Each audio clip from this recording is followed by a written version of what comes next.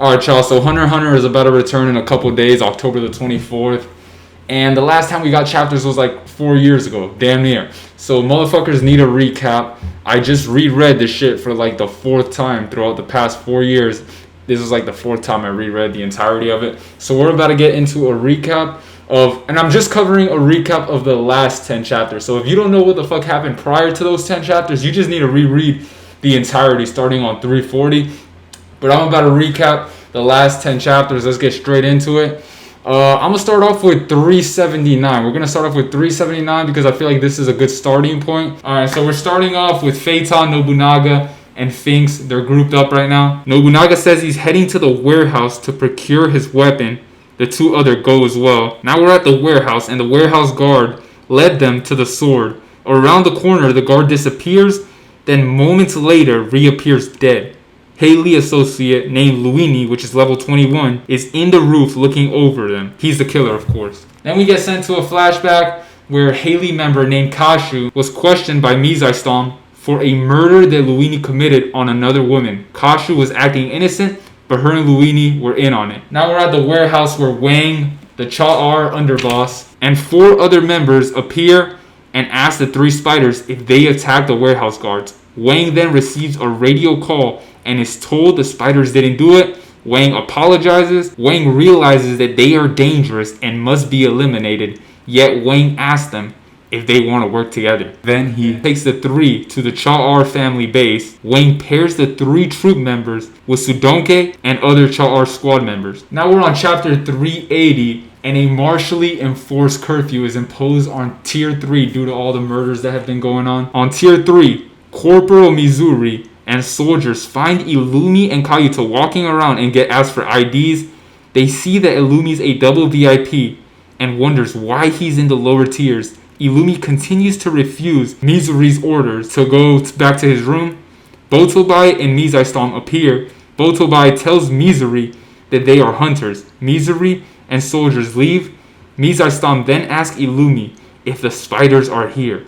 And Illumi says yes, all these motherfuckers are here. Mizai then tells them both that he has a room where they can stay.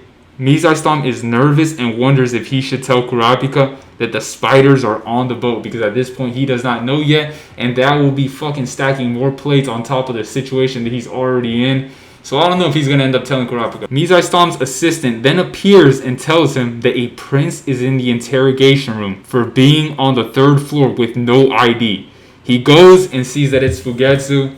Of course, her trying to escape, and she's wearing like a raincoat. She's confused because at this point she probably doesn't know what the hell just happened with her powers. Now we're on chapter 381 in tier 3 at the community safety section. Mizai questions her. We're talking about Fugetsu, but she answers nothing. Fugetsu is sent back to her room and placed under 72-hour surveillance. Then we get sent to room 1010 where Melody performs Haley's Requiem for Queen Seiko and the supervisor in preparation for the banquet, which takes place in 76 hours. Then we go to room 1008, where Rihan, which is Benjamin's personal guard, who was assigned to be Sailsail's guard, finally fully comprehends Sailsail's Nen Beast. Rihan activates the fruit of his Nen ability, which is called Predator, and it eats the small clone on Kuroobdi's head. The guard snaps back from normal from being under control due to Sailsail's aura from his Nen Beast. Then it eats Sailsail's guard Spirit Beast.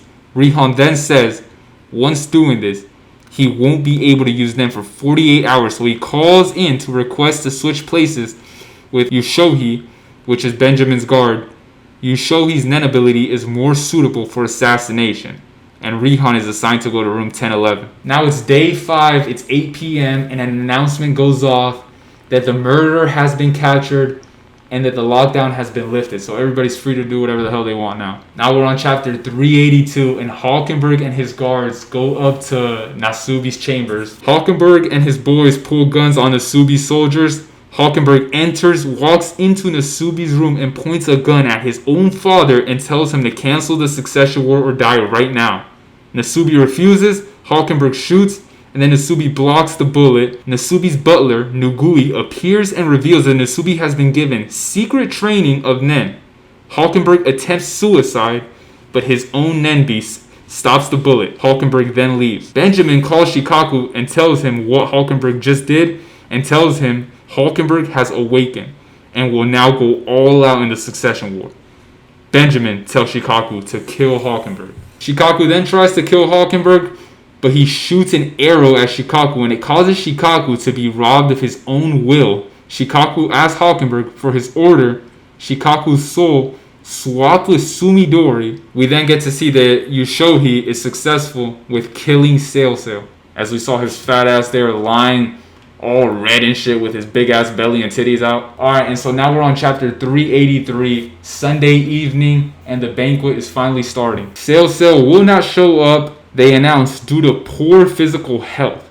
So at this point, they have not declared that he is dead or has been murdered. Benjamin and Camilla are under surveillance due to their crimes. Alright, and now 5 performance acts go by and Melody goes up to perform. It's her turn. Kacho and Fugetsu put their headphones on. Melody plays the flute and transfers the listener's consciousness to a realm of sound and muscle for 3 minutes. Kenny leads the twins to the lifeboats. They escape. Kenny shoots himself dead since his wife and daughter died in an accident which took place 2 years ago. Alright, Kacho and Fugetsu are on the mini boat, and on their way out, hands start to appear. Kacho tells Fugetsu to activate the door, and we get revealed that the seed ceremony did not allow the twins to escape the ship. So due to the whole seed ceremony, nobody can escape that shit. And they enter the door, and Fugetsu appears back in her room, but Kacho is shown dead on the lifeboat. And then it got revealed that Kacho's Nen Beast is titled Without You, and it allows the Nen Beast to take form of either twin if one dies, and protects the living sister until death. So this is a positive for the likelihood of Fugetsu surviving the succession war, but at the end of the day, she will not give a fuck because her best friend / twin sister is dead. Alright, and so now we're on chapter 384, and we're back with Phaeton, Finks, and Nobunaga. They get introduced to Tahao, which is the Cha'ar family vice boss. Tahao warns the troop of war with the Haley family. Alright, so now we're in room 1004, and Cernich is on the phone with someone, and is told that Morena, which is the Haley boss, isn't in the double VIP area and is possibly in the lower tiers. Theta continues training Cernich. She reveals that Cernich's Nen and Ren is at a high level.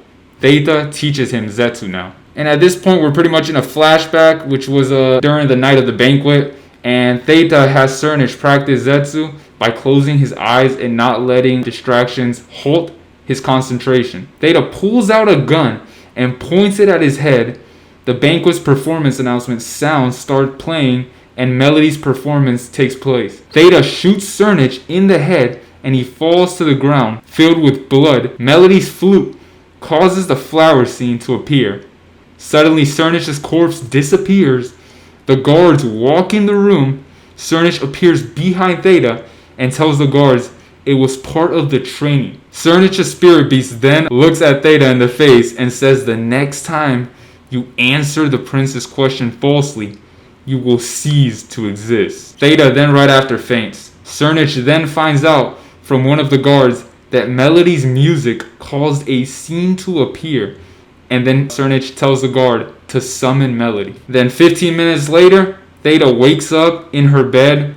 Salvuk was looking over her while she was sleeping, and Theta has a face scar now. Alright, and so now we're on chapter 386 on tier 2 at the Justice Bureau, where Melody is being questioned by an investigator on Kenny's suicide and attempt to release the twin princesses, Kacho and Fugetsu. Alright, and now we get sent to room 1007, where Basho, who is Lazarus's bodyguard, feels a rumbling from Hulkenberg's aura from his room. Sumidori, which his soul is possessing Shikaku's body, rings the room 1007 doorbell, and yells, "Long live Prince Benjamin," then shoots his own head, committing suicide. Sumidori then wakes up from being unconscious. Hulkenberg asks him for his post and service number to see if his soul returned to his body. Alright, and so now we're in room 1014, where Kurapika is continuing to conduct a water divination test on the guards separately so they can find out their Nen type. Kurapika showed them that he is a specialist. Then we get sent to room 1004, where Cernich tells Salkov, one of the guards, that he now finds two-faced women to be so cute, showing that he has generated even more of a crush on Theta, weirdly. Alright, so now we're in a flashback at room 1004, when Theta was teaching Cernich Zetsu, and at this point we're looking at it from Cernich's point of view. Cernich starts learning his powers with Zetsu as Theta was teaching him. Cernich realizes that when he activates Zetsu, Theta sees him as he was in the vision, and that only he can change his actions in those 10 seconds. Cernich then saw Theta's attempt to kill him, so he moved out, and what happened happened, of course, and now he knows that Theta really wanted to kill him. Alright, and so now we're back at room 1004 where Kurapika and Bill take Gladiolus to be the first guard to do the water divination test. Kurapika tells all to not discuss what goes on in private. Bill is revealed to be an enhancer. Kurapika hits them with Stealth Dolphin so that they can use Ten and Hatsu to perform the water divination test. Alright, and then we get sent to room 1005 where Maor and Lungi return and tell Tubepa that Kurapika's training is legit. Tubepa says she will allow more guards to train if he opens another class. Tubepa starts thinking about Sailcell, and she assumes he was killed by one of Benjamin's soldiers. Tubepa thinks Benjamin will target her next. Alright, so now we're on the 9th day. It's 10 a.m. and we're in room 101. Kanjido recounts to Benjamin and Balsamilko the events that transpired in Luzurus' quarter when Shikaku shot himself. Balsamiko says that he thinks Nenbeast can't kill one another, nor can a Nenbeast kill a prince. Balsamiko also questions as to why Shikaku committed suicide in front of room 1007. Alright, so now we're on the 10th day on a Tuesday. It's 10:30 a.m. A fourth rumbling is happening, and Balsamiko and Benjamin try to connect with Vic, which is Benjamin's private guard, who's currently stationed with Hulkenberg, undercover of course. And while trying to do that, the radio connection cuts out. Cocking Criminal Investigation Department's Poisel and Steiner appear with 3 people as well, and they put Hulkenberg in custody. Balsamiko tells Benjamin that Hulkenberg has been taken and won't be able to communicate with his own guards until after trial. Alright, and so now we're in room 1007, and Kanjido and Basho talk about the suicide. Basho believes to himself, not telling Kanjido, that Benjamin set this up to frame Hulkenberg. Alright, so now we're at the double VIP area in Camilla's surveillance quarters. Moswana, which is Camilla's private guard, looks at a picture of Benjamin and states she wants to curse him to death so that Camilla can take the throne, of course. Then we get information on Camilla's private guards, which are called the Have-Nots. They are the lowest caste of people in the Kakin Empire. They are prohibited from holding public office or to be enlisted in the military. However, Camilla has given a select number of them the possibility of joining her private guard. She had a special district built on her private property where they can enjoy privileges equal to those of the military. The tradition combined with their Nen abilities turned them into cursed assassins. They and each of the 11 remaining princes are assigned to curse the princes. The closer they are to the target when they die, preferably by suicide, the stronger the curse becomes on that prince.